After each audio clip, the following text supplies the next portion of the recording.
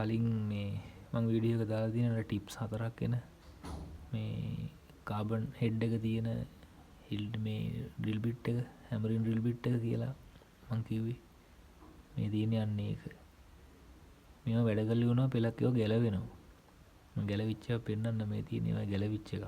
මේ ගැලවිලා තියෙන මේ තනි ටිප් එක තිබුණ එක. මේ ටිප් දෙකක් තියෙන එක. පේනව නේද? මේක ගැලවිලා යනවා. මේ තියෙන මේ ලොකු කටුවේ තියෙන ගැලවිච්ච එක. මේ තියෙන ටිප්ස් 4ක් තියෙන එක. මේක ලොකු බර වැඩ වලට යූස් කරන්නේ. හොඳ කොන්ක්‍රීට් ඉද ගන්න එහෙම හොඳයි.